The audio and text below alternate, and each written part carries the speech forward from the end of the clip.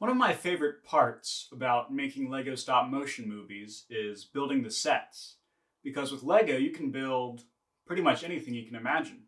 Sadly, part of this process also involves disassembling these sets that you've worked so hard on once you're done with them, because you need those parts to build new sets for later projects. Now, I have here the laboratory of Doctor Zhihivago set from The Adventures of Captain Atom, which is one of my favorite sets from that movie. Before I take the set apart, I wanted to take you on a guided tour just to really let you get a sense of the details and scope that you might have missed just by looking at the movie. Without further ado, let's begin. So here is the laboratory of Doctor Zhihivago as seen in The Adventures of Captain Atom. And first off, I'd just like to outline sort of my approach to this set, and to most of my sets, is what's the camera going to see and where am I going to put the camera? Because I need to get the camera in the set itself in order to get the close-ups of all the characters during their actions. And so to accomplish that, I made the walls very easy to remove so that if I needed to move to a new setup, I could just remove a wall and turn the set around like so, and I would have a new setup. So I just sort of bend it backwards, and I built it so sturdy that it just sort of comes off all together as a whole, and then I can set it off to the side and then move the camera into where that was. You'll notice that this one is also how I removed it. It's very sturdy, and so it's all still in one piece, and so when I need to put it back, it'll be just as it was, and I won't have to worry about getting all the little pieces that fell off back together again. You'll notice that I only built one side wall because if I needed a shot from an angle on the right side, as I have now, it would be visible. And if I needed one from the left side, I would just remove the wall, put it over here, and the camera would be pointing from this direction, so you'd never notice. Down here we have this little lab table, like some test tubes, some crystals. We've got this little Jacob's ladder electrical thingamajig, a magnifying glass, and over here I've got some chests full of just random stuff. On that at that desk over there, which is Zhihivago's desk, you'll notice I have a little jar with a skull in it, and to Lego fans you'll recognize that as an orb from the Alpha Team theme. And then back there is sort of a generator beam, is what I called it. Like these were the generators, and this was like an energy beam of solid energy just channeled between them. And here's the set from the opposite angle. You'll notice I just removed the wall that was on this side and moved it over there. Over here you'll notice I have Sally from The Nightmare Before Christmas frozen inside of a block of ice, which was a reference to an old Frankenstein movie in which the monster is frozen inside a block of ice and later thawed out. But the idea was just like she was an experiment of the doctor's, and he was holding her off until later. She was just frozen there until he was ready to continue the experiment. And then we have this patient examination table and a side table with some drawers, some medication, a computer screen, and the Omnidroid blueprints from The Incredibles. And over here we have this rack of vials of liquid, which I based the design off of the Frankenstein laboratory in the Van Helsing movie. There was a picture of that, and I thought that would be perfect for this mad science laboratory. And here is another angle on the set with all but the front wall removed.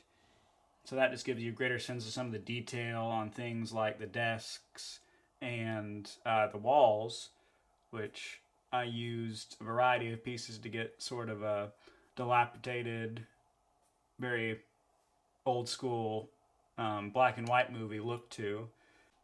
And here we have the laboratory with just the gear wall in the back. Down here, you'll notice a rat inside the desk, which I think was fairly noticeable in the animation. And then over here we have the sensor relay, which was the main focal point of that part of the story, and why they even go to the laboratory in the first place. And with this, I just made it extremely elaborate, needlessly elaborate even, just to make it seem very complicated and difficult to operate. Sort of makes it look like a big TV screen in a way. And then up here we have these different little switches, which look sort of like mini antenna, and just rows upon rows of them. And then up here we have a whole bunch of big antenna, which I clipped some of those on, you'll notice, because I didn't have enough room on there to have as many as I wanted. And that gave me some nice variety and levels and like just sort of the spacing of the antenna so it didn't look too uniform. And you'll see how tall that is. It's taller than the set even. I had to add on a few bricks up here so that when you pan up and see all the antenna, you don't see the wall behind it. And here is where the wires sort of connect the array to the wall. I suppose that would be how it's powered. And down there is the spot where Captain Adam and Carolyn are hiding from them. There are also quite a few mechanical apparatuses which don't really have any definitive purpose, but they're just sort of things you'd find in a mad scientist laboratory. And I just used all the Technic pieces and wheels and cylinders that I could find because those are the shapes you generally associate with this sort of equipment. And I just wanted it to look as crammed as possible, like he'd gotten this space, this laboratory space, and he just filled it to the brim with all these different scientific apparatuses that he was using for his experiments. We have some taller ones and some shorter ones. Ones of all different shapes and sizes.